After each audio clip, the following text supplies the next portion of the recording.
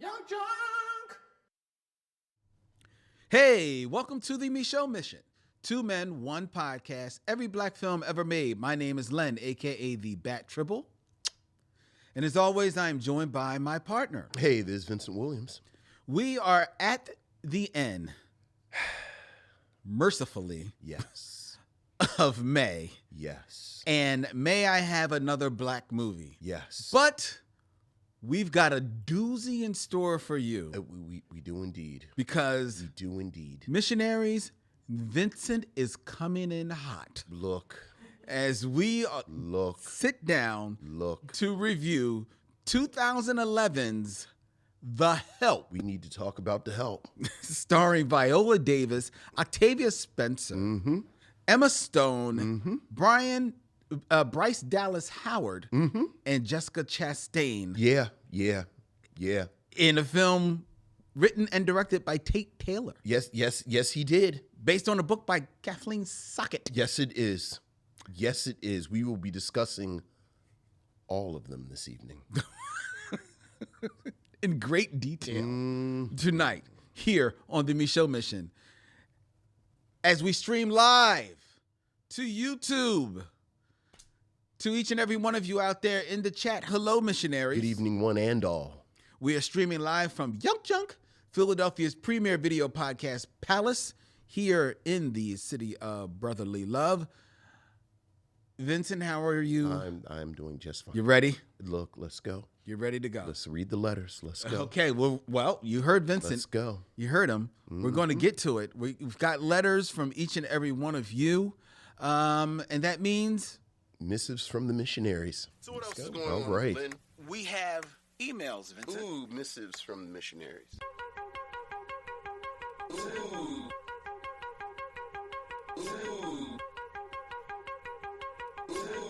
Missives from the Missionaries.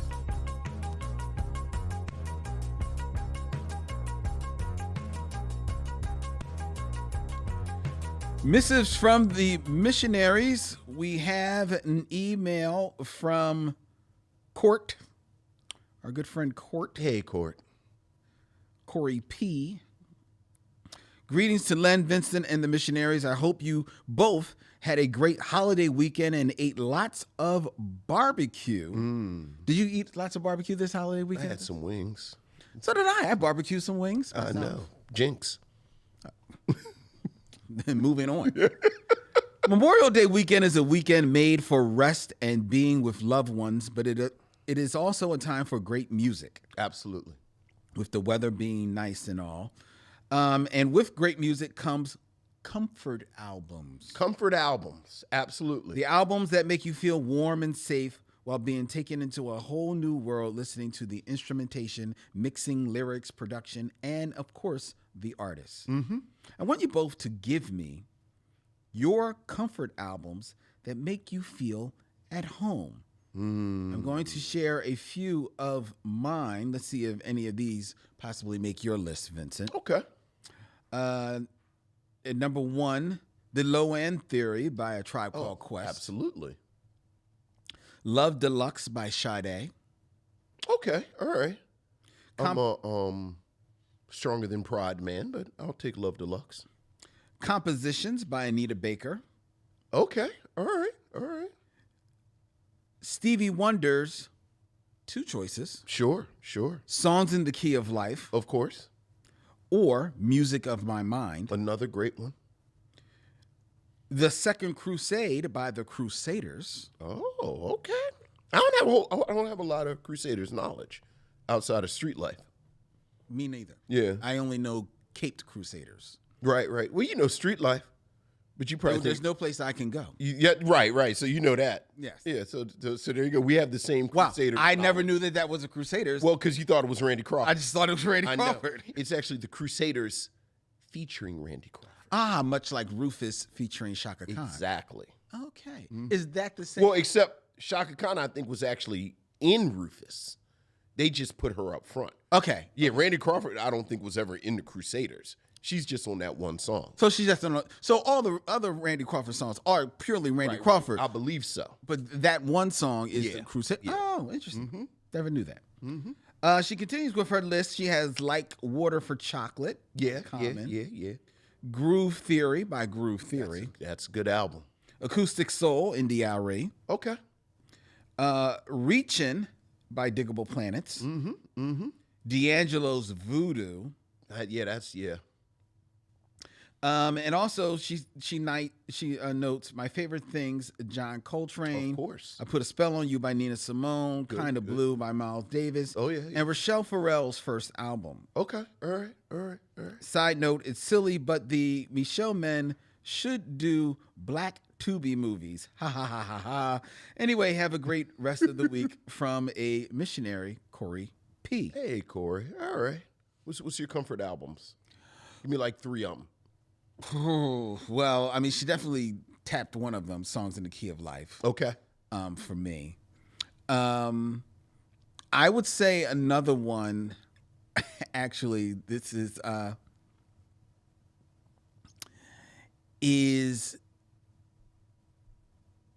the Jackson 5, Going Places.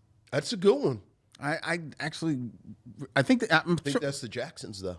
Oh, you're right. It's the Jacksons. It's the Jacksons because they're Yeah. On Philly International. Yeah. And then another comfort album is okay. See, when I'm thinking of a comfort album, Sure. One that makes you, feel comfortable.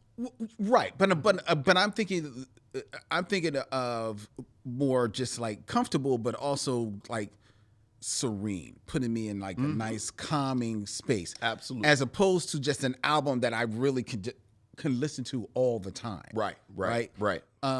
Because if I went to an album that I can listen to all the time, I would go the DOC. Right? Okay. They're like his only his album. Right. But does that make you comfortable? But that doesn't make me necessarily comfortable. Sure. So I would say my comfort album after that is honestly, I think it's titled 4 by Boys to Men. Okay. I actually like it's not one of their, it didn't have like a huge hits. Sure. But I actually like really love listening to that album. It makes me Okay. I've never heard it. soothing. All right. Yeah. What about you? Low End Theory, as she mentioned, that is definitely my reset comfort album. With Stevie Wonder, I'll go Talking Book. Okay. Like that's definitely like I can throw Talking Book on and it's perfect. And I'll say just comfort, again, just sort of comfortable. I'm in the house. I'm gonna say Bitches Brew. Yeah. By Miles I Davis. knew you were gonna do some jazz. Yeah, but like kind of expansive, big, lot of aoral textures, kind of walking around in your slippers. So I'll go with those 3. Those are my 3. Well, you've just defined comfort. Right. Walking around in your slippers. Right, you got slippers on. There you go. Right. I actually just posted a new. Right, like nothing like having your slippers on says I'm not leaving the house anymore. That's very true. That is very true. Yeah. I try to do that every day if I can. All right, we got an email from Michael Lockett. Hey, what's up, Michael? Greetings, my brothers and fellow missionaries. Not to complain, Okay. but to complain. And look. Y'all working my nerves. Okay, fair. As I sat down to watch Codename The Cleaner during Mother May I month, Hey. I was tense to say the least. I can take an ass whooping, but damn. Yeah. Any film that you two can drop below the Mendoza line of rapping, which sits humbly below Acrimony, a Tyler Perry film by Tyler Perry, Which I find quite entertaining. is gonna hurt to watch. This movie almost made me turn it off. Yeah. I would say I feel bad for Cedric, but damn, bruh, do a tour or something, a stand-up special. This is not how you want to get a check. It looks and feels bad. Very true. As I jumped into the Wayback Machine, I was excited. It was Cool Breeze Day. Ooh. Yeah. Oh, this was Sala and Judy Page. Yes, sir. As it started with the dialogue-less opening like Len, I was feeling it. Then I got Mother May I again. This film went from great to what the hell in about 15 minutes. Yeah. They had a cast, they had a script. They could have simply swapped in actors and they would still find a way to fumble the bag. As I watched and kept seeing the fixation with black penises, I realized this is by a white boy. Yeah. This is when I inserted a Florida Evans, damn. Yeah. I knew when I checked IMDb, the director was going to have a second, third, fourth, and fifth bite at the apple after making this, not allowing black creators behind the camera or in front, for that matter, to not do B or C work while rewarding D and F work made me ponder which of these black directors, in your opinion, could do the most with a Marvel or Star Wars sized budget to create a masterpiece. I'm going to read the directors to you, Vincent. All right. All the best, Michael Lockett. Thank you, Michael. Julie Dash, Okay. Tim Story, Okay. Steve McQueen, Okay. D. Rez, Okay. Barry Jenkins, Okay. Victoria Mahoney. I am not familiar with Victoria Mahoney, I don't think. What is she Well, she's doing? about to do the Old Guard too. Okay. So I'm not familiar with her work. I can just go by the directors that you named. And Barry Jenkins is the only one of those directors that I believe has worked on a big movie. Yeah, You know, he didn't. Right. I mean, arguably arguably Daughters of the Dust is kind of big. Like, it's pretty expansive. Yeah, but it wasn't crazy big. No. It's not a big budget. I just mean the canvas that she uses. Okay. The safe bet for me would be Barry Jenkins. Because he's done it. Although Tim Story did Fantastic Four. Yeah. But you could tell it was just kind of a job. Like, I don't know what Tim Story's vision would be. I don't know how much we've seen it. Yeah, I based on his work, I don't see Tim Story doing anything interesting. Right. Like to create a masterpiece. The smart money is Barry Jenkins. But I would kind of be fascinated to see Julie Dash with $100 million. Like, I think about like the shot of the women on the beach. I think about the dinner scene. You know, definitely the dinner scene on the beach. You know, since we're just inventing money, I think I might give it to Julie Dash. Okay. Like, see, like here's $100 million, Julie Dash. What you gonna do with it? I would, and I can see that. I can see that giving it to Julie Dash. I would give it either to D. Rez or Steve McQueen. I think D-Rez is developing her digital or directorial footprint. So I think I would love to see her actually, you know, with that budget, carte blanche to do what she wants. Steve McQueen, I think, is already an auteur. Yeah, and really, Widows has a big feel to it. It does have a big feel.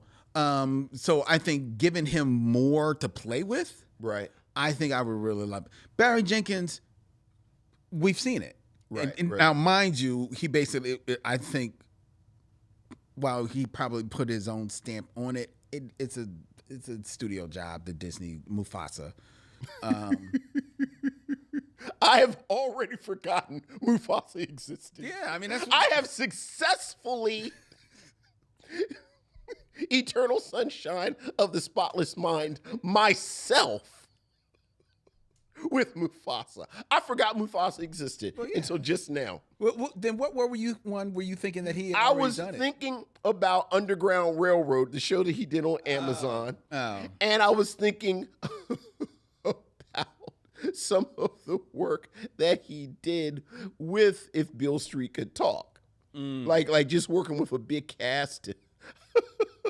He did direct Mufasa, didn't he? Yes, he did. He did. You totally forgot about that. right, but And yeah, by the end of this episode, I will have forgotten again. I will have successfully excised it from my mind. Thank you, Michael, for Thank your you, email. Michael. All right. We got an email from Nicole Court. Okay. Greeting Len, Vincent, and Missionaries. To start, I both watched Uptown Saturday Night. Excellent. As well as the review for Uptown Saturday Night. The first episode of the Micheaux Mission from January 29th, 2016. Ooh. Yeah. Ooh. It's time to swing back around to that, too. Yeah. Like on an anniversary, I feel like we should swing back around. But man, oh man, you both came a long way. Court? Pitchy microphones and everything. The infancy that would become the Micheaux Mission. Yeah. We've come a long way from my kitchen table. Look, man. Dude, I love that. Look. And I love y'all. I do. But I if it wasn't for COVID, he would still be. Man, I used to love just throwing my bag in the corner and then we sit at the table and talk about movies. And like just the recorder was on. I know. But I've listened to a couple of the older episodes where it's like, oh, just started in media res, as they say. You know, I forget who the member of Parliament Funkadelic was, but one of the musicians was one of the only ones who didn't do drugs. And his job was to hit record. Like he said, Parliament would be grooving and jamming and be in Parliament. And like, since everybody was kind of altered, his job was to hit record. That makes sense. And although we weren't doing drugs or drinking, like we would just start, and it would get to, I was like, I guess we should record some of this. That's true. That's true. That's what it was. Yeah. All right, Nicole continues. Mm-hmm. I have a recommendation for you both to check out. Okay. It is a black indie movie called Naked Acts from 1996, directed by Bridget Davis. Okay. It is a hard to watch film about the image of black women on screen and the difficulty of navigating through sexual assault. You can stream it now on the Criterion Channel. I often think about the time you were all discussing black famous actors. I still can't believe someone left out Regina Hall or even Lynn Whitfield. I do think Regina Hall is starting to grace over to mainstream success. It is about time people acknowledge how good of an actor and hilarious Regina Hall is. As black people, we were introduced to her in the Best Man series. I hope this email finds you well. From a missionary, Nicole Court. Thank you, Nicole. Yeah, I don't know if Regina Hall is black. I think Regina Hall might be famous. I think she's... Like, not as famous as other famous people, but I think Regina Hall is famous. Yeah, I think she's famous. I think she's famous. Lynn Whitfield is black famous. I feel like Lynn Whitfield is famous, but people don't know why she's famous. So you feel Like, you don't I feel like she's solely. You don't think she's? I think she's black famous. I feel like what has Lynn Whitfield done? I think she's black famous. Right. I don't think she's famous. Right. She had. Yeah, I don't think she is.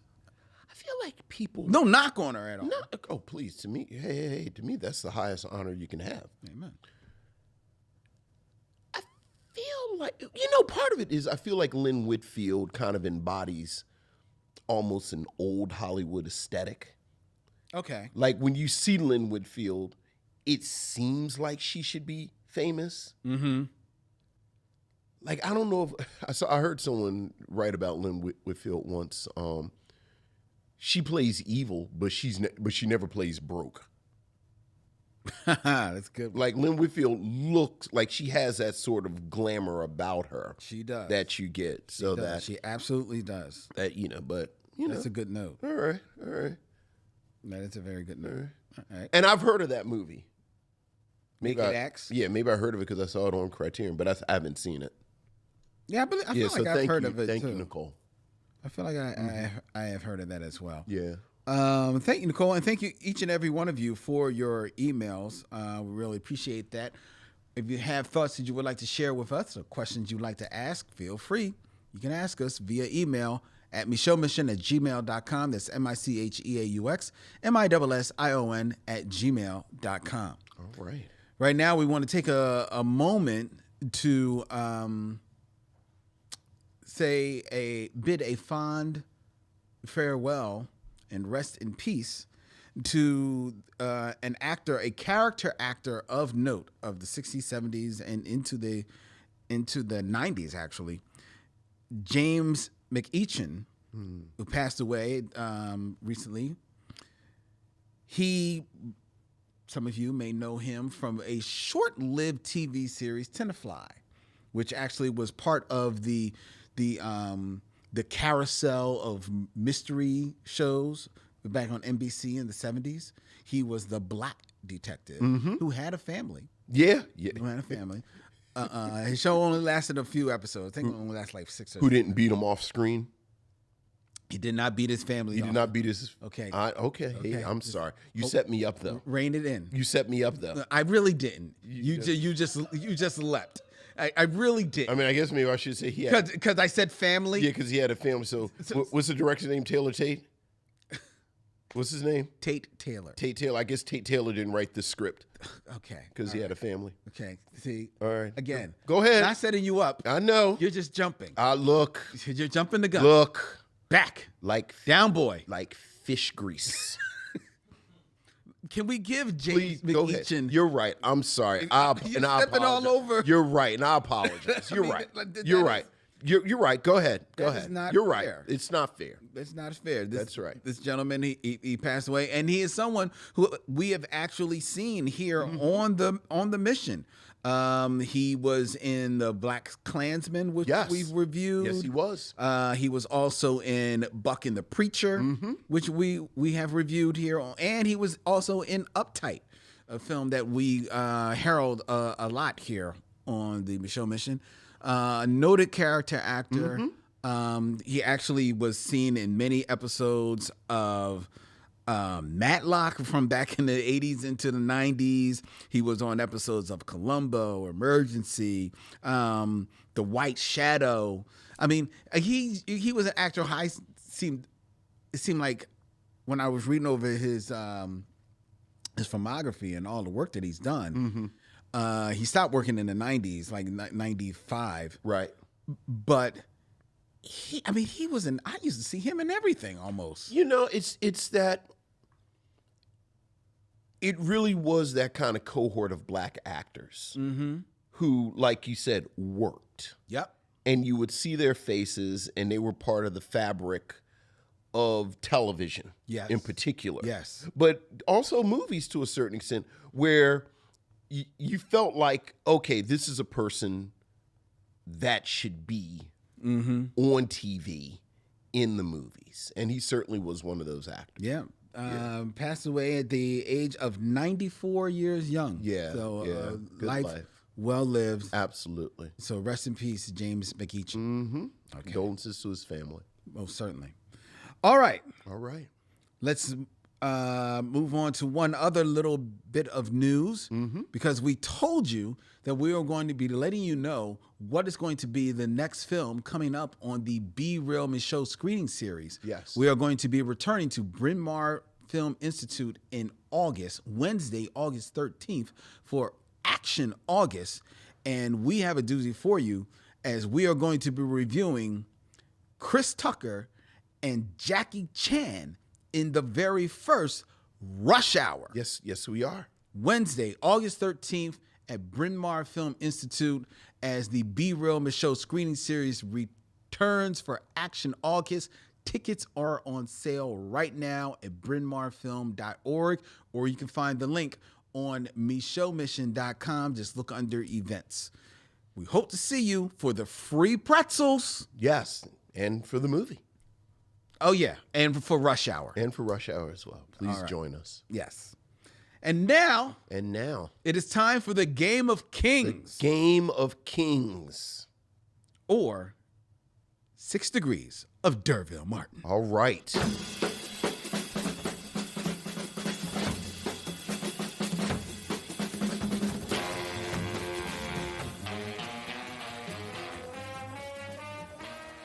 6 Degrees of D'Urville Martin, where I give Vincent 2 actors, and he has 6 films or less to connect them to D'Urville Martin, a man who don't need no help at all. No, not at all. Not at all. What we got? Let's go. All right. Who we got? Keeping it in theme. Okay. We're going to be reviewing The Help, We are. which stars Jessica Chastain, Bryce Dallas Howard, Yes. Emma Stone, Octavia Spencer, Yes. and one Viola Davis. Yes, yes, yes. She is smart, kind, and important.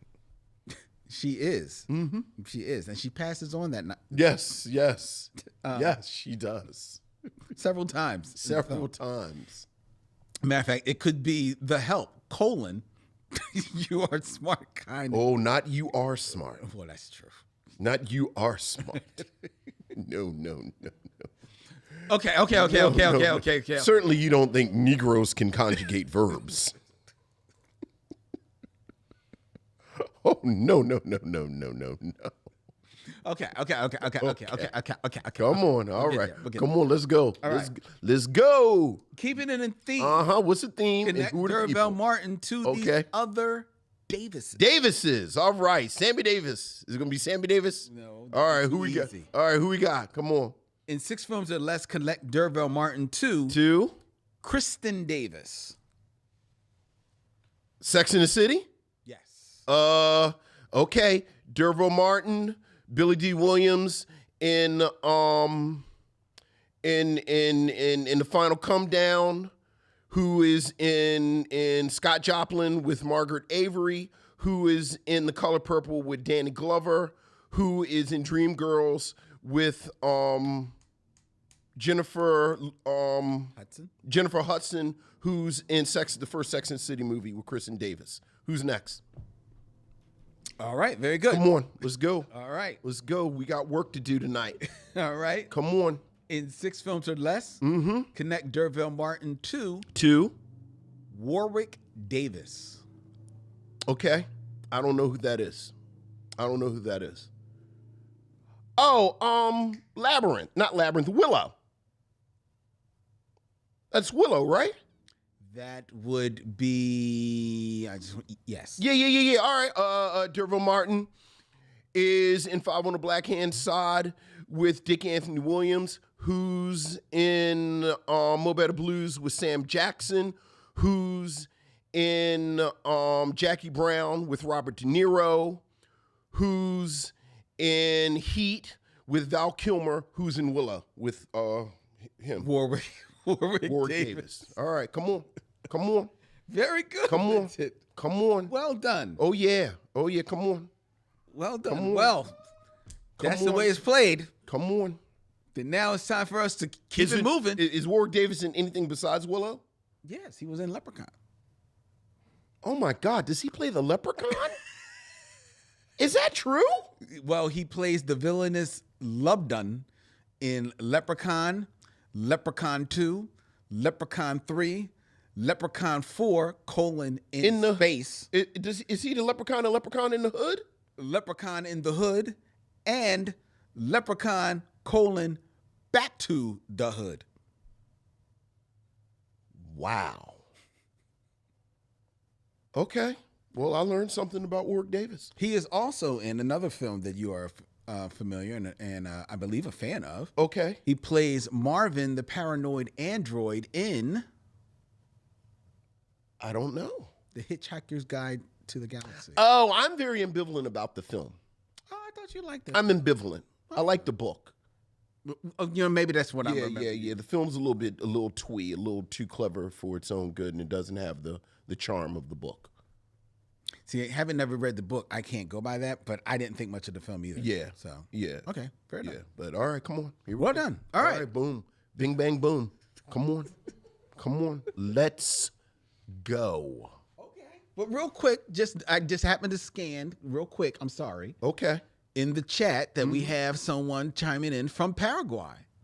Oh, hey. Diario. I may be mispronouncing. I apologize, but hello. Welcome. And welcome to the mission. Yes. All right. So we gotta All right. shout that out. All right. we gonna hear about Oh, you've come at a good coming time. a good time. You had a good time. Let's go. All right. It's time for our review Yes, of sir. The Help. Yes. The Help. Mm-hmm. A 2011 period drama written and directed by Tate Taylor based on Catherine Stockett's 2009 novel of the same name. The film features an ensemble cast including Emma Stone, Viola Davis, Bryce Dallas Howard, Octavia Spencer, Jessica Chastain, Allison Janney, Cecily Tyson, and Sissy Spacek. The film and the novel recount the story of a young white woman and aspiring journalist, Eugenia Skeeter Phelan. The story focuses on her relationship with two black maids, Abilene Clark and Minnie Jackson, during the civil rights movement in 1963 Jackson, Mississippi. In an attempt to become a legitimate journalist, Skeeter decides to write a book from the point of view of the maids, exposing the racism they face as they work for white families. Black domestic workers in the 60s were referred to as the help, hence the title of the journalistic expose, the novel, and the film. The Help purports to bring to light the challenges and discrimination that African American people faced at this time, and it is Vincent's selection for tonight's stop on the Micheaux mission in Mother, May I Have Another One of Those Bad Black Movies. This film, which it should be noted, was nominated for 4 Academy Awards. 1, 2, 3, 4. For Best Actress for Viola Davis, for Best Supporting Actress for Jessica Chastain and Octavia Spencer. Got 2 slots. As well as nominated for Best Picture. Yes, it was. It only walked away with 1 award, Octavia Spencer winning the Best Supporting Actress award. The film was also won the Screen Actors Guild Award for Outstanding Performance by a Cast in a motion picture. Yup. The Help, brought to the mission by Vincent. Yeah. Vincent, Yeah. what have you to say? What have I to say? Well, as you can probably imagine, I have a lot of criticism for this film, Yes. but I like to accentuate the positive. Got to accentuate the positive. So I would like to start with a compliment. Okay. And the compliment is based on the history of this movie. Okay. As you said, this is based on the novel of the same name by Catherine Stockett. Catherine Stockett wrote this book after 9/11. And I think you have to begin there for a couple of reasons. A, I think 9/11 was something that, frankly, there were a lot of people in this country that for the first time ever, they felt unsafe. Yes. Yes. Like, I felt safe, but now I feel unsafe. And frankly, I think a lot of those people were white. Like, white people felt the sort of existential terror that you can have when you are safe and then you are unsafe. Right. Many of us who are of color, many of us who are minorities, many of us who are black, this was, for many of us, not the first time. Not at all. You've had a siren go off behind you. You see something, an alarm. Needless to say, September 11th was not the first time I felt unsafe. But when you feel unsafe, I think this is when people retreat into nostalgia. Not history, but nostalgia. Something that makes me... So Catherine Stockett, by her own words, said that she didn't have a phone, she couldn't get in contact. So she started writing in the voice of a woman who used to work for her family. The other thing that I think is noteworthy is that Catherine Stockett was born in 1969. This book is set in 1963, which means that the housekeeper that she purports this was the basis for this, she knew her in the 70s and 80s. Really? Yeah. She said the woman died when she was a teenager. So she born in 1969. When that woman died, at the earliest, Thriller was on the radio. So this whole bit of it being set in the 60s is pure imagination. She said her research, and again, these are her words. She spoke to a maid and the woman who the maid worked for. And that's who she spoke to. And then she wrote this racist drivel. Sent it out, was rejected 60 times. 60 times. Because all of the book companies said, I'm assuming, I wasn't there, this is racist drivel and nonsense. I'm not going to publish this. But tenacity, thy name is Catherine, and she found herself a racist editor who said, you know what? It's enough racist people that would like this. And it gets published. Turns into a phenomenon. Yep. Understand, as this is going on, people are saying, this doesn't make sense. This is not based in reality. This, you just are working on vibes. And the reader said, we don't care. We like it. Gets optioned as a film, as a bestseller is wont to do. Goes into production. Tate Taylor is hired. Yes. To write the script and direct it. Tate Taylor, much like Catherine Stockett, is also born in 1969. Yes. So the man who wrote the script that we are going to spend time with, understand that at his prom, he was listening to Madonna. So again, you might be my lucky star. No, not Lucky Star. Oh, that would have been earlier. Right, that's early. Early. Like he was listening to like a virgin. Well, that says a lot. And this is who we hire to direct and write it. This period piece. This period piece. Understand there is resistance all along. This is all well documented. We saw this happen in real time. 30 seconds of research, which is more than people on this film did, would show you how there was resistance all along the way. The film comes out.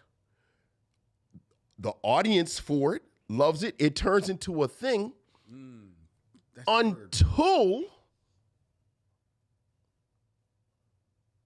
the Association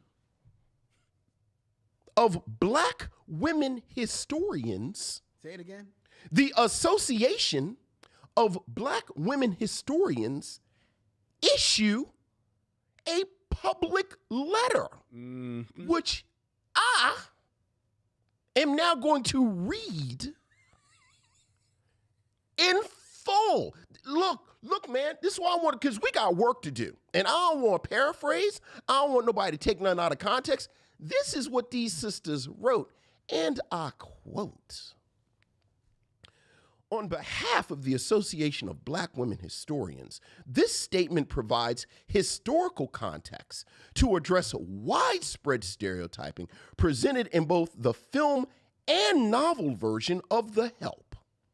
This book has sold over 3 million copies, and heavy promotion of the movie will ensure its success at the box office.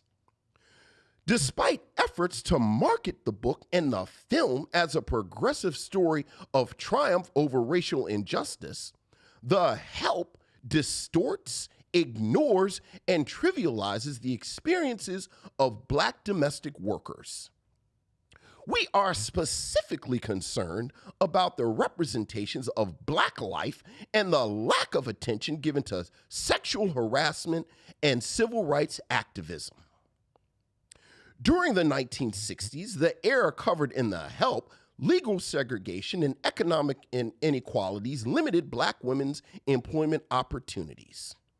Up to 90% of working Black women in the South labored as domestic servants in white homes. The Help's representation of these women is a disappointing resurrection of Mammy, a mythical stereotype of black women who were compelled either by slavery or segregation to serve white families. Portrayed as asexual, loyal, and contented caretakers of whites, the caricature of Mammy allowed mainstream America to ignore the systemic racism that bound black women to back-breaking, low-paying jobs where employers routinely exploited them. The popularity of this most recent iteration is troubling because it reveals a contemporary nostalgia for the days when a black woman could only hope to clean the White House rather than reside in it. Both versions of The Help also misrepresented African American speech and culture. Set in the South, the appropriate regional accent gives way to a childlike, over-exaggerated black quote-unquote dialect. In the film, for example, the primary character, Abeline, reassures a young white child that you is smart, you is kind, you is important. In the book, black women refer to the Lord as the Lord, an irreverent depiction of black vernacular. For centuries, black women and men have drawn strength from their community institutions. The black family in particular provided support and the validation of personhood necessary to stand against adversity. We do not recognize the black community described in The Help, where most of the black male characters are depicted as drunkards, abusive, or absent. Such distorted images are misleading and do not represent the historical realities of black masculinity and manhood. Furthermore, African American domestic workers often suffered sexual harassment as well as physical and verbal abuse in the homes of white employers. For example, a recently discovered letter written by civil rights activist Rosa Parks indicates that she, like many black domestic workers, lived under the threat and sometimes reality of sexual assault. The film, on the other hand, makes light of black women's fears and vulnerabilities, turning them into moments of comic relief. Similarly, the film is woefully silent on the rich and vibrant history of black civil rights activists in Mississippi. Granted, the assassination of Medgar Evers, the first Mississippi-based field secretary of the NAACP, gets some attention. However, Evers' assassination sends Jackson's black community frantically scurrying into the streets in utter chaos and disorganized confusion, a far cry from the courage demonstrated by the black men and women who continued his fight. Portraying the most dangerous racists in 1960s Mississippi as a group of attractive, well-dressed society women, while ignoring the reign of terror perpetuated by the Ku Klux Klan and the White Citizens Council, limits racial injustice to individual acts of meanness. We respect the stellar performances of the African-American actresses in this film. Indeed, this statement is in no way a criticism of their talent. It is, however, an attempt to provide context for this popular rendition of black life in Jim Crow South. In the end, The Help is not a story about the millions of hardworking and dignified black women who labored in white homes to support their families and community. Rather, it is the coming-of-age story of a white protagonist who uses myths about the lives of black women to make sense of her own. The Association of Black Women Historians finds it unacceptable for either the book or this film to strip black women's lives of historical accuracy for the sake of entertainment. Lynn Webb, do you know how egregious your shit got to be? For these sisters to come together as a collective, draft a letter, edit the letter, put the letter together, and then send it out. And yet, after this film went on to garner 4 Academy Award nominations, and as you said, win one. I am so impressed with the dedication, the tenacity, the stick-to-itiveness to racism that I can't help but be impressed. Like, y'all really love racism. Like, you really love racism. Like, I love Sade, but like, if the Association of Black Women Historians came out against Sade, I'd be like, ooh, I don't know. Maybe I need to rethink Sade. Mm-hmm. And we ain't even talked about the movie. We ain't even talked about the movie yet. So I thought maybe this is like the Hugo Boss Nazi uniform argument.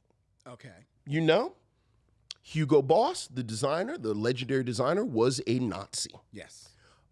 His factory manufactured the Nazi uniforms. Yes. And many people, including me, until, maybe a couple of months ago, thought he designed the Nazi uniforms. Right, but I don't think he designed He didn't design them, but the reason you think that he did is because they're great uniforms.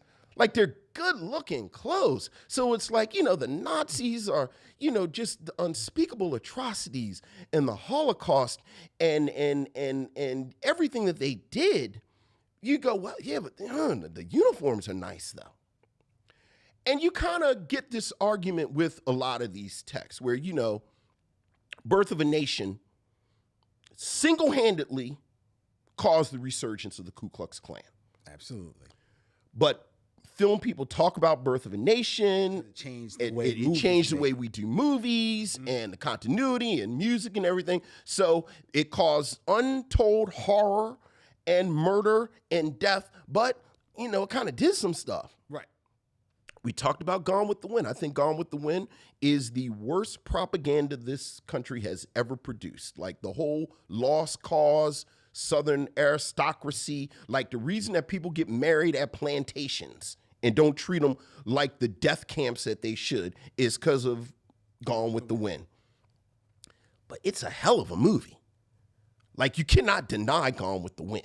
So it's like, yeah, it's a good, so, you go into this, and this is the most mediocre Drek. Like, for this to be, this is the most mediocre Drek.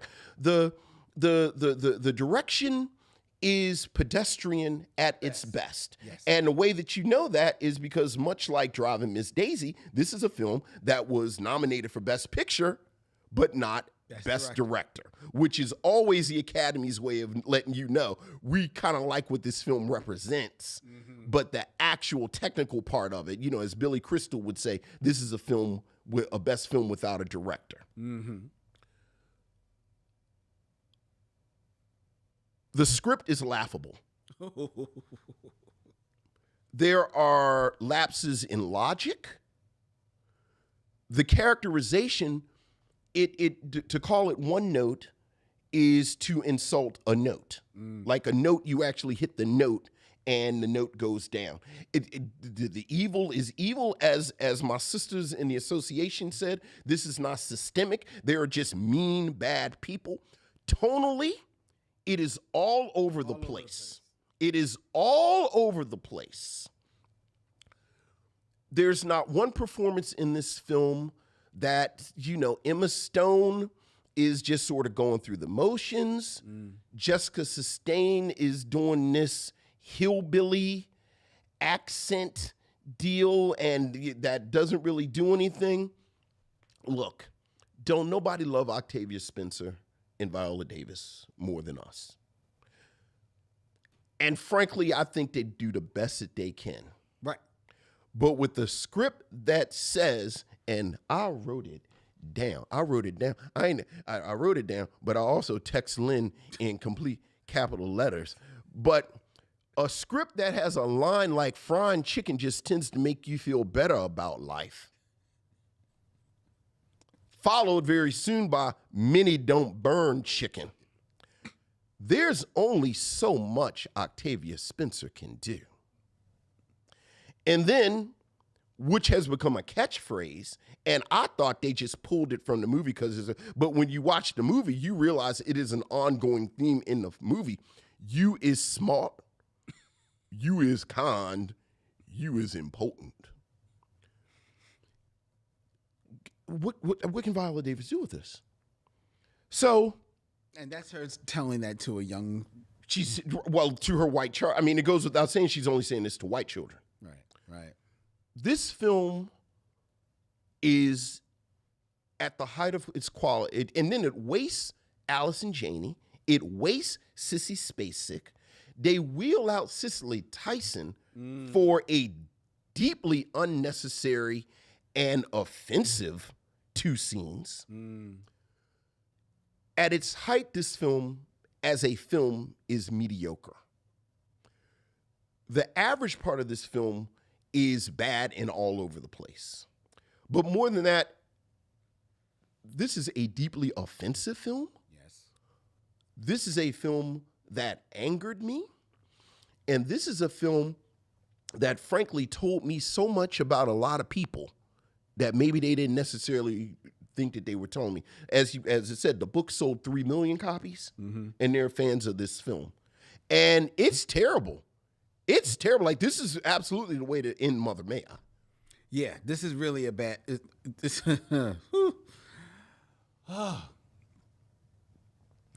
All I have to. Well, let me first start by saying thank you, because you're the one that selected that we. Oh, I did. Review The Help. I did. And while I thought that I had seen the film, and I still think I have seen the film, I obviously didn't remember so much. So this brought a whole lot back. Sure. But you had never seen this film before. No. So I thank you for choosing this, because one of the unexpected pleasures of reviewing this film is that, peek behind the curtains, missionaries, Vincent came in and the first thing he said to me was, "Oh, well, you can have your driving Miss Daisy now." Oh, my God. Oh, my God. Driving Miss Daisy's like fences compared to this. So I'm immediately in a good mood. Now, that notwithstanding, this movie, you're right, it's very, very, very offensive. From the beginning, while I knew that this was based on a book, right? I didn't really know the story of the book. Sure. Right? Sure. So, but hearing that it's about the help and knowing that it's supposed to be about the story of these black maids and how the lives that they lived, I'm thinking that this movie is, and I knew that the white women were prominent. Like, this was mostly like an ensemble cast. Sure. So it wasn't going to be like, just, Viola Davis and Octavia Spencer's life being brought to life here. Sure. But I thought that was going to be the crux of the film, right? Especially when the film opens with Viola Davis being questioned and being asked very poignantly, how does it feel to be raising these white children when your children are at home being raised by someone else? Right. And Viola Davis' character starts to answer, pauses, and then the film begins, which to me is a signal that, okay, this film is going to be definitely exploring her life. Yes. Because it's asking you a very prominent question about her life. Yes. Right? And it's going to be, this film, it's going to be possibly an expose on her life from the standpoint of being this maid in white homes, and how that she deals with that in conjunction with raising her own children. But that moment at the beginning of the movie is the last time this film actually truly gives a damn about the other side of Viola Davis' life. It's really the only time they really give a damn about her life at all. No. Because everything else, the cruel, there's so many cruel things about this movie.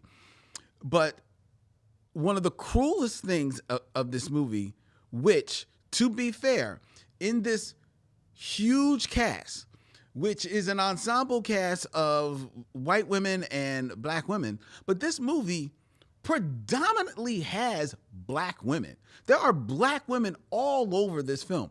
You know, Andre Ellis shows up as one of the maids. We'll get to her. We see other maids bouncing around. You hear their stories. You hear you think you're going to hear their stories. Cecily Tyson is there for a couple of scenes. Mm-hmm. But with all of that blackness on display in this film, Mm-hmm. there is not one of those women, including Viola Davis, including Octavia Spencer, who has a complete and full arc throughout this film. Mm-hmm. Not at all. And you only see them relating to one another. Right. You don't see them having any outside life except Octavia Spencer. You're allowed to see her children, right? And see that a few of her children all sleep in one bed. Mm-hmm. You're allowed to see her oldest child, who is made to quit school to become, wait for it, a maid. By who? By her father. Do you see him, Lynn? Who you don't see at all. You see him, you hear him screaming at Minnie, Octavia Spencer's character. You see him throw something at Minnie. Mm-hmm. You see the evidence of what appears to be some assault on Minnie later. Yeah, oh yeah. Mind you, this evidence is not brought to light by Minnie herself. It's brought to light by, wait for it, a white woman. The kindly white woman. The kindly white woman. Yes, the kindly white woman. For whom she maids for. Yeah, yeah. So it's incredible that it does not care at all truly about their lives at all. No. Someone the story, the black historians in their letter, they speak about how this film truly is just this coming of age story of Emma Stone's character. Yeah, Skeeter. Yeah. Who is this witness to the great injustices on these black women, who is witnesses to the injustices of the assassination of Medgar Evers and the news reports of that. So much so that when that report is on the TV screen there, we show she is looking at it. Oh, there are two black workers in the house on the side, standing behind her. They don't even get lines. They don't get names. They're just well, they're also the help. They're also the the help. help. And there's their name. Yeah. They're help 1 and help 2. Yeah. So she's supposed to be our window into the civil rights movement in this movie? Yeah. Are you effing kidding me? Well, Lynn, she's a plucky young white girl. Oh, she's a plucky young white woman goes who walks against in the there grain and gets the job. And first of all, do we know that she's a good writer? She walks into this newspaper in the beginning of the movie. I mean, her name is Skeeter. She smokes a cigarette. She hoodwinks her way into writing a cleaning column. She's so plucky. But she immediately knows, I don't know nothing about cleaning. Hey, let me get some black maids to write it for me. Well, I like them because I say hello to them, and they raised me. I say hello to the black people. Yeah. So hey, can you help me with this column that I? Yeah. You know what? Can I tell your stories? Right. I want to tell your stories. Sure. So that I can then write a book. Yeah. And then I can then get a job in New York. Yeah. And then all of these maids, of course, trust her. Of this course. Story. Of course. I mean, sure, they trust her. But even then, when they eventually come to trust her, because they're mistrusting in the beginning, but when they eventually come to trust her, I mean, Aibileen trusts her almost immediately. I never had a white woman in my house before. And she gave it a coffee. Did you notice the coffee was shaking? It was yes. shaking. Yes. It was shaking. Look, when they eventually come to trust her, and then you get what movies of this sort are building for, the montage of stories, even the stories are BS. Yes. Miss Moss Thompson bought 2 acres of land so that I could walk to work more easily. More easily. It's like, is this the story? Is this the story? Is this what A happened? wonderful story of uplift and racial reconciliation? Are we serious about what is happening in this? I mean, now you said that Viola Davis, Octavia Spencer. The script is horrible. Yes. The script is absolutely horrible. Yes. Horrible. And the people, these actors are doing the best that they can. I do believe that Emma Stone is miscast. I feel like she's maybe a person out of time. I mean, she's kind of plucky. Yeah, she's kind of plucky, but I think Like somebody read To Kill a Mockingbird when they were in high school. Emma Stone is an actor who I actually enjoy, but I think that this is maybe a little early on in her game, and I think she may be miscast. You talked about Jessica Chastain. I actually think Jessica Chastain. I actually like her in this film. At least like her acting. Okay. The script is horrible. All right. But I actually didn't mind her acting. I don't care what anybody says. Allison Janney can never do anything wrong for me. Ooh, she did some wrong in this.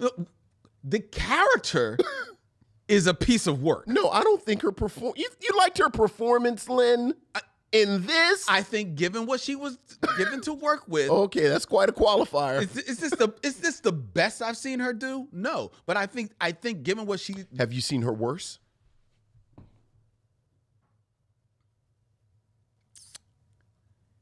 Yes. In what? Private Parts. The Howard Stern movie. How old is she in that? Like how long far is that She's her probably, first? No, is that her first? She's probably in her 30s. No, I mean, how far along in her career is that? Because Private Parts is like, what, 92, 93? 90s. Well, I mean, she's in her. I mean, look, yes, did I see her worse? I know we've gone through her filmography. She was in a production of Our Town when she was in high school that I thought she was worse.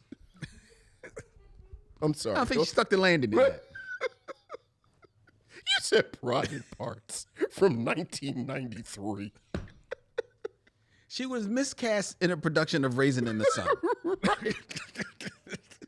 Here's your lunch, Mr. Stern. No, she's actually pretty good at Private Parts. Anyway, But she's worse than she is in this. I actually didn't think. I didn't look. Look. Go ahead. I'm sorry. Go ahead. This is your time. I have my time. This is your time. All right. Go ahead. All right. Viola Davis, Octavia Spencer. Octavia Spencer, I think, is just having fun. She's all over the place in this movie, right? And I think they both realize this script is a piece of shit. Mm-hmm. But I'm gonna do what I can with this. Sure. Now, Butterfly McQueen. To her credit, Octavia Spencer did enough and got herself an Academy Award out of this. Well, I don't think that. well, we'll talk about that. I actually think Viola Davis gives the more credible performance in this film, with not much to work with, not much range to show in this movie. Has no interiority at all. She's smart, kind, and intelligent. She is, and so is the white child that she's Sure. So we're made to believe. Well, a series of them.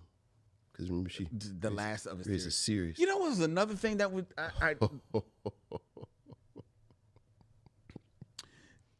there was this other moment, and I recognize why it is so. The moment where Cecily Tyson's character Constantine. Yeah. has been fired. Yes. For absolutely doing no wrong. Right. And she's an older maid, and she's fired by Allison Janney's character. Sure. And you see her packing up her bags. And she goes over to where she had notched on the wall the heights of her daughter, Rachel. Yes. And Skeeter. Yes. Who she more or less was like. Right. raising. Apparently she had her at her house hanging out. Apparently. But you know what? I didn't even notice that. That was at her house. Yeah. See, I don't know if you've picked it up or not, but no actual historians Nobody actually looked into whether or not a maid was taking a white girl to her house over in the black part of town and having her hang out enough that she would notch her. If only there was an association of black women historians. Well, they had their say. They could have spoken to before they went into production. Well, they knew better and said, "Okay, but please." But I think it was, where she has these notches. You see where she notches her daughter's height. Yes. But the last notch is Skeeter's. Yes. Now, I understand that her daughter is supposed to be a little older than Skeeter, and her daughter does show up in the film, and you realize, oh, she's older than Skeeter. Right, because she busts in the front door and says, now I'm going to see my mom, which is totally something that would have happened in 1963 Mississippi. Again, I don't know if any historians were actually technical advisors, but I thought that was just another grading moment. That Skeeter would be the last one. Sure. That notch. Did that grate you more when Constantine got fired and then she had her hand up to the door because she wanted to come back in? Did that grate? Did that grate you? All of that whole scene. Like Oz don't want to be Foz. Oz want to come back in. Did that, like how she doesn't know how to put peas on a plate. Like that whole. She had the shaky hand. She had the shaky hand. She had the shaky hand. That whole deal. It was a shaky hand. It's just it was rough. Yeah. It was. Yeah. This is really just a rough, bad movie. But it gets all of these accolades because you said it. Who is this movie made for? The audience that it is made for. And it is made for white audience. And this particular old white, like I really do, again, this 9/11 unsettles thing. I think it is relevant that this comes out in the midst of Barack Obama's presidency. Like there is a type of person invested in, frankly, white supremacy. Yes. Whether they want to call it that or not. Yes. That they did not feel risen to the top. They did not feel moored during this period. Not at all. And whether we're talking about this period, you look at the 70s after Watergate and the rise of the nostalgia projects, the Happy Days, Laverne and Shirley, and even American Graffiti.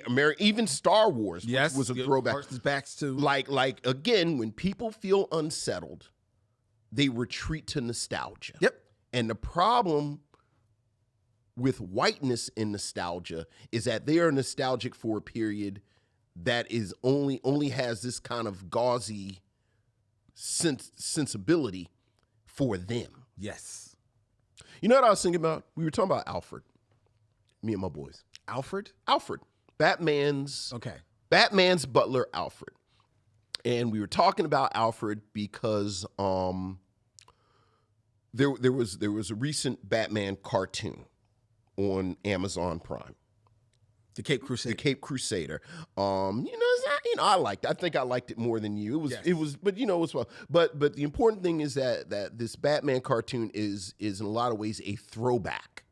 It's like set in this kind of 40s bit and the whole aesthetic, and Alfred has the characterization of old school Alfred. Like Alfred just kind of brings sandwiches and coffee and this, that, and the other. And my boys who aren't deep into this like we are, like they kind of watch this stuff in the media, maybe have read a couple of graphic novels, it threw them. Because the Alfred they know is the surrogate father figure, the Michael Caine hard man, he worked in intelligence and does all this stuff, and they were confused by this characterization of Alfred, and I had to tell them that this is where he's and really the old Alfred really came from the British tradition, of the gentleman's gentleman.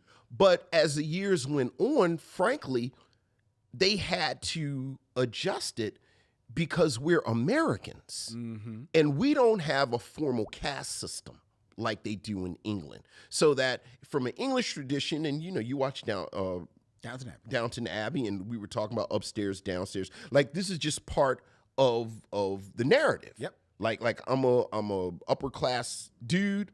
I got servants, and this is just everybody's station.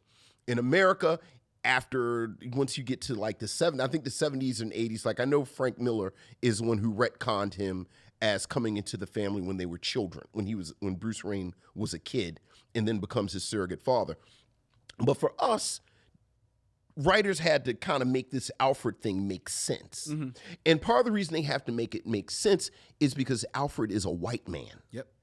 And this notion of this white man being subservient to another white man, I need something besides he just bringing sandwiches and coffee. Yeah.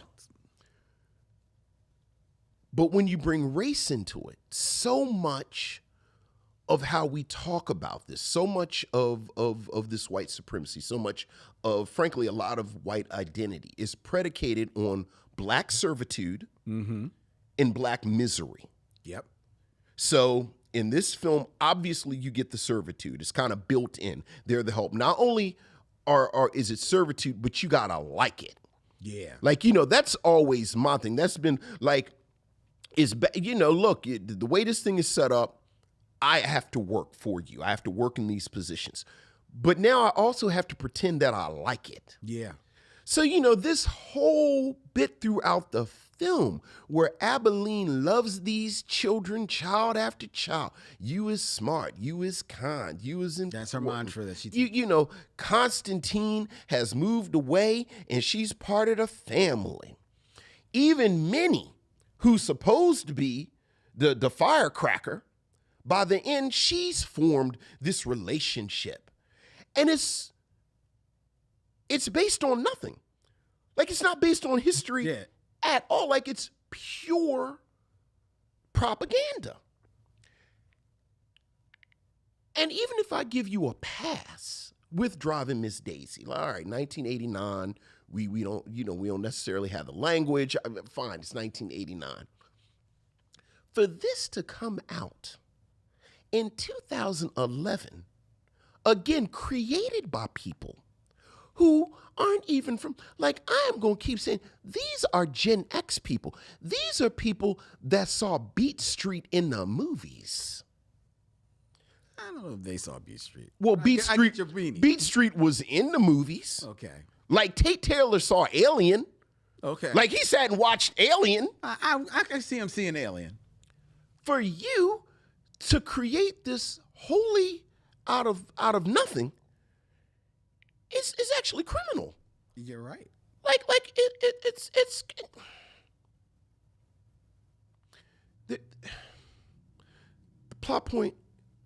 Ingenue Ellis plays a maid. She needs $75 to send her two boys to Tougaloo College. Yes.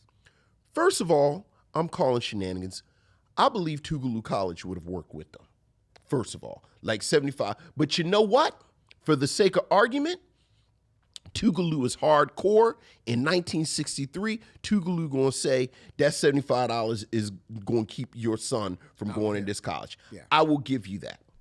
$75, Lynn. She goes and asks this evil-ass white woman so that she can be evil for the $75. I looked it up. $75 is approximately $785 today. So for $785, there's no acknowledgement of any community whatsoever. Are you trying to tell me that the church that they show twice for a moment, there's not an acknowledgement that you asked the pastor, that you asked your community, that you did a bake sale, that you did a fish fry, that you had some type of rent party type situation?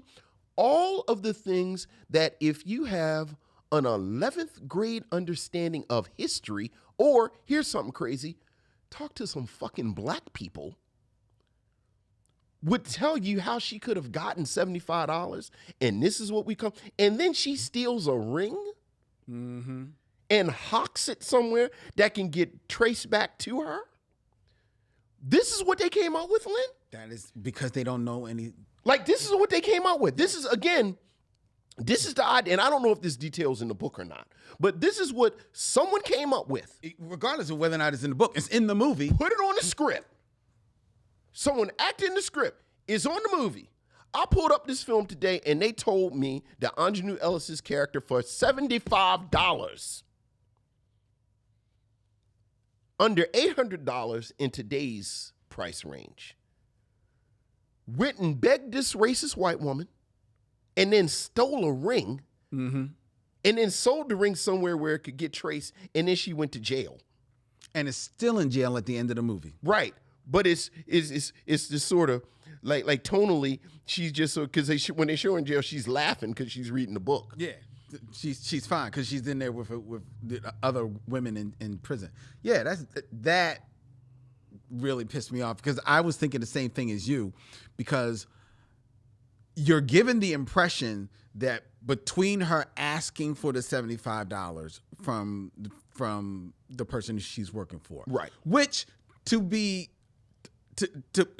put it out there, she's not asking give me the $75. Right, she's asking for a loan. She's asking for a loan. Right. So, that she's thinking, hey, I can work, I just won't, I just won't get paid for a little bit, whatever. Mm-hmm. But you're at the point in the film that they've established this is the most evil woman in the history of women. Fair enough. Fair enough. But she's making that call. She's like, hey, me and my husband, this is one of the things we came up with asking you. Sure. You're given the impression, or at least I was given the impression. Did you see the conversation with her husband, Lynn? Vincent? I don't know if we have let you know. There is only one black man that has more than one line in this film, and that is David Oyelowo,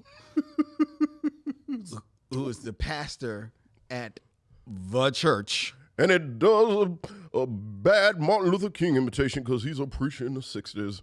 And he is on screen for maybe 2 minutes total in this entire film. Yeah. But you're given the impression, at least I'm given the impression, that between the time of her asking for the $75 and her then finding the ring in the house. Yes. You're given the impression that there is a passage of time between that. Sure. Maybe sure. Of at least a day or so. At least. Right? So where that didn't make sense to me was just like you said. Okay, I shot my shot with my boss. My boss said no. I'm thinking the next thing I'm seeing, or at least next reference about these kids, is we figured it out. Right. We figured, or we didn't just figure it out. Yeah, we had a fish fry. We were like still $10 short. Or like you said, let's go back to the church and pass the plate or whatever. For when they show her picking up the ring, I'm like, are we still on the kids? Yeah. Seriously? Is this what's about to happen now? Yeah. I was already, unfortunately, it was not a movie that you can't check out of because I got to watch it because I got to review it. And it never ends. Why is it so long? Why after the natural end is there still 15, 20 minutes of this movie? Lynn, the book gets published and it's 20 more minutes. And not only that, it's 20 more minutes of the book gets published. We see the author, Emma Stone's character, have her big showdown with the evil woman, Bryce Dallas Howard, who then also has a big showdown. We're actually allowed to see that Emma Stone's mom, Allison Janney, completes her arc. Yes. By confronting the evil black woman. Yeah. I mean, evil white woman. Right. Bryce Dallas Howard. Then we learned there's no evil black women. You're right. They're all then tainted and Emma Stone's character, the writer, is of course given leave by the black people Lynn, to go. No, you go live your life. Lynn, so at the end, she of course gets the job in New York, and she says, "No, there's work to do here. I'm going to stay down here and help." And I was already to be angry about this white savior figure who has given up her dream, and she going to help with the civil rights movement. But the film said, "Oh no, Oh, no. oh no. Not only are we going to let her leave, but the long-suffering blacks are going to give her their blessing." Yes. You don't want to be here, child, because this is about to get rough down here. No, you go and leave your... And we sure don't want nothing to happen to you, Miss Skeeter. No. You go on to New York and make yourself a life. Because you is kind. You is kind. You is smart. And you is important. In Octavia Spencer and Viola Davis's defense, both of them have expressed, let's say, deep, complicated feelings about this film. Oh, yes. Yeah. Oh, yes. Viola Davis is on record of saying Yeah. that, that you do not hear really the story of these maids. Right. It's not on display. And it's a shame that there wasn't but wait a minute. a cohort, a group, dare I say, an association of historians that perhaps could have helped. Wait a minute. But after they send the writer off to New York, Yeah. just so that you, the audience, know they weren't kidding about the bad times about to come, Viola Davis gets fired. Right. Which, again, is the absolute categorically worst thing that can happen to her, because if it's anything that she loves more than her dead son, it's these white children. Oh, how she loves them so. Just eat them up.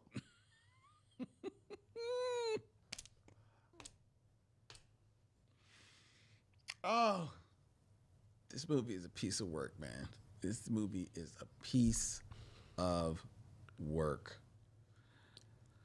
And yet, nominated for 4 Academy Awards. Well, because we know who was picking the movies. Yes. Back in 2011. Yes. We know that. Yes. Again, everybody knows Draw Miss Daisy and Do the Right Thing is my thing. That's my whole brand. But again, it's 1989. Do the Right Thing wasn't nominated. Do the Right Thing wasn't nominated. Oh, well, that was 30 years ago. This was 2011. 2011. Again, we had a black president well into his first term. Mm-hmm. And this is what people said they wanted. Yes. And Viola Davis and Octavia Spencer are both nominated for Oscars. Viola Davis nominated for Best Leading Actor. Yeah, of course. Octavia Spencer for supporting. Octavia Spencer doing good work, but is definitely the more showy, louder, but also has performance. But also a heart of gold. Why? Because she makes good chicken? Well, she makes good chicken, and she's only mean to the people that are mean, and she and she and the second white woman form this friendship because she's quote unquote poor white trash. She's a poor white woman, so they of course form this alliance. And as we all know throughout history, no one has been the ally of the Negro like poor white people. Yes. But it's not. It's totally credible that Viola Davis, who gives the more nuanced performance of the two. Woo, the heavy lifting that nuanced is doing in that sentence. I think it's. I mean, she kind of. I think it's telling that. She goes from sad to pitiful to noble, and then sometimes she's both sad and pitiful in the same scene. But nobly. But nobly. But I just think it's interesting that role is not awarded, yet the more louder, showy role. It's just again another indication of to who wielded the power in the academy in 2011 at that time. People think we got to talk about the pie again in a film that is wildly tonally all over the place.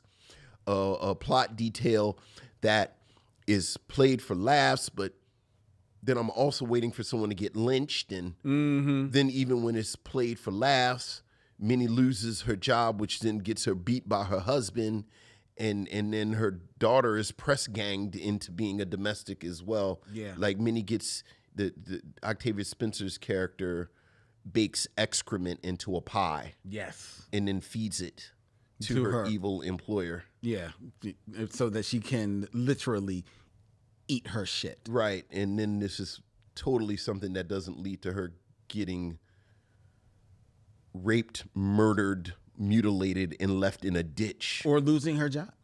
Or being unemployed in any way. And also... I mean, she does lose her job, but then that's when she gets the job. Yes. But actually, she had lost the job before that. Oh, right, she lost the job. She had lost the job. But then she was going to come back and then she says, "Eat my shit," which is totally something a black woman would say to somebody in 1963. This is definitely like the pie was this big thing when this movie came out. This was the thing people would talk about. Sure. One of the reasons why people were going to the movie to see this scene. To see this scene, yeah. Did you think that it landed all that well? Like even the joke, the comedy, or whatever. Again. I don't even think it lands. Again, the direction of this thing. It is up to the director to establish a tone. Yes. And if the tone is going to be light and airy, which is wildly ahistorical, wildly inappropriate, at least you would have a consistent tone. Mm-hmm. Tonally, again, the scene is all over the place. It's played for laughs. Then it's played for high farce. Mm-hmm. Then it's played seriously. Yeah. Again, sprinkled throughout this film. Again, she has lost her job. And now she's blacklisted from working with other people. She has the most terriblest husband off screen beating on her. Now her 14, 15-year-old daughter is press ganged into this. Then it turns into a case of it's like a Three's Company misunderstanding level thing where the woman is making jokes. You're saying it didn't land. I just didn't understand what they were trying to do. I know. Like, I didn't understand what Tate Taylor was trying to achieve with this detail. So, no, that didn't. I was just sort of angry and confused the whole movie. Me too. I was angry and confused. I was as well. I was as well. Do you, I guess we should have expected this. Do you know Tate Taylor's other directorial claim to fame? I don't, but I saw that he directed Ma. Which I've never seen, but with Octavia Spencer, I want to see because I've heard good things about Ma, and appropriately enough, I think I'm interested in Octavia sort of acting against type. But what else did he do? Remember the Titans? No, he did not do Remember the Titans. What's his other claim to fame? I'm about to tell you. I want to verify to make sure that I am getting this correct. Yes, in 2014. He directed Get On Up. And I like Get On Up better than you did. Yeah. Yeah. Yeah. So it's not Pedestrian is his name. Yeah. That is the work that he does. Yeah. Totally all over the place. Yeah. Can't figure out which way to go. But like you said, I don't think the quality of this film was ever in the foreground of any conversation. No, you're right. You're right. Again, from the book to the film, no one, you read the reviews and you can kind of read between the lines where people aren't saying this is good. Yeah. It's a crowd pleaser. Yeah. It's breezy. Yeah. It's feel good. But like no one from the moment she began writing this dreck to this moment on screen had anyone say, wow, this is good. Which always brings me back to this why I don't rock with the Oscars. Because how you going to tell me that the Oscars are a barometer of taste when I see what they nominate? Good point. Good point. All right. All right. Enough of all of this. Come on. Would you recommend The Help? I would recommend this the same way I would recommend Driving Miss Daisy, or we recommended Radio a couple. I think it is highly instructive. We have watched a lot of movies on this show, and I've been thinking about, and I do not say this lightly, this is the worst experience I've ever had watching a film since we've started doing this. Wow. This film is not only bad, but again, it is deeply offensive. Wow. And if you like this film, Makes you question. you should be ashamed of yourselves. There is no excuse for this film. You've told me everything I need to know about you with this film. You know, speaking of a great film, High Fidelity. I always think about High Fidelity. John and Cusack. and what the line from High Fidelity, which is also, I think that's Nick Hornsby who wrote the novel. It's not what you're like. It's what you like.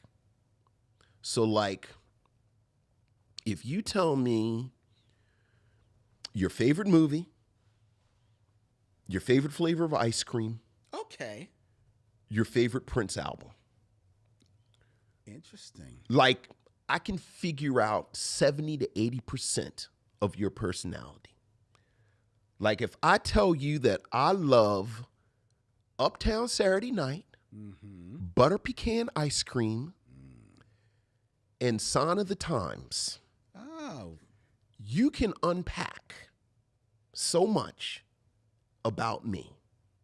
If you like this film, oh yeah, I know a lot about you. So no, this is a terrible film. This is the worst film experience that I've had since we've started watching this, maybe in my life. Like I didn't want to say my life because, you know, my life is my life. But I was thinking about all the films that we have watched. You know, you did the film, you know, rapping and Codename The Cleaner. right, Tyler Perry's entire body of work, all of it. I was repulsed by this film. It was offensive. It was disrespectful. It was bad. It was unnecessary. So I would recommend it, but I would recommend it so that you have a gauge for people who like it. In yourself? Okay. Well, first of all, the movie I'll choose is It's a Mad, Mad, Mad, Mad World. Okay.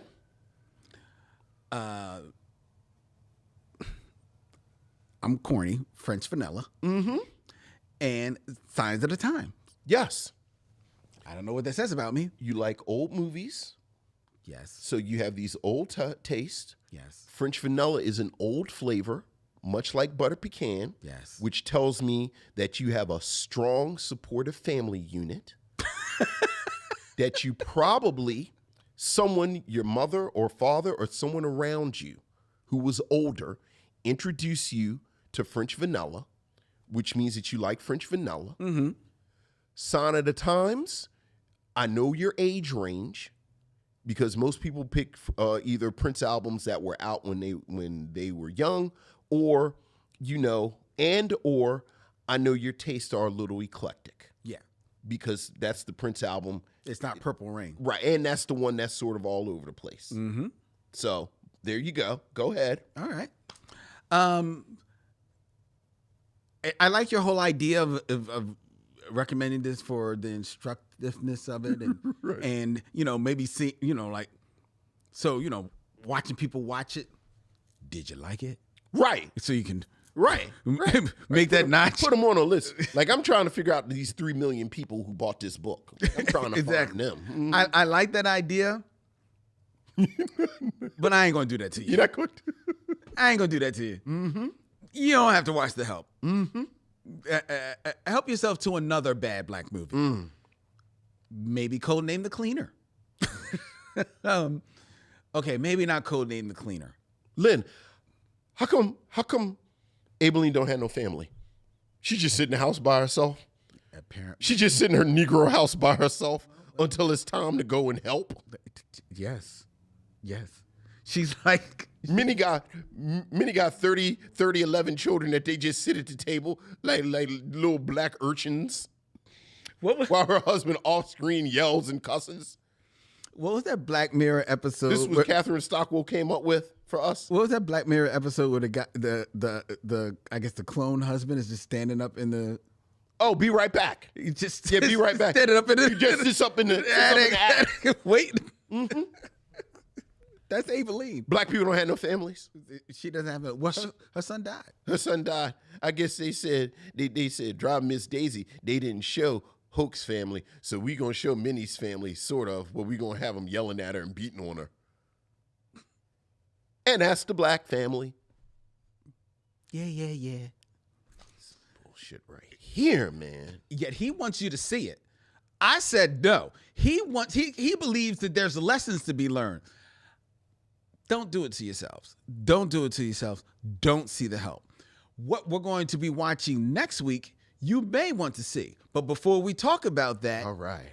I invite you to share all of your thoughts. Email us at micheauxmission@gmail.com. That's MICHEAUXMISSION @gmail.com. You can find us on all the social media, whether or not it be Instagram, Facebook, or on Threads. We're right there on Threads at Micheaux Mission. The Micheaux Mission is also available on YouTube. We are. Where you can subscribe, hit the bell, and be notified when we go live or when we put up all of our new videos. We go live every Tuesday, 7 p.m. Eastern at Yunk Junk, Philadelphia's premier video podcast palace. If you want to book yourself in one of the fabulous podcast studios that they have here, please feel free to email our producer, Dylan, DYLAN, at yunkjunk.com.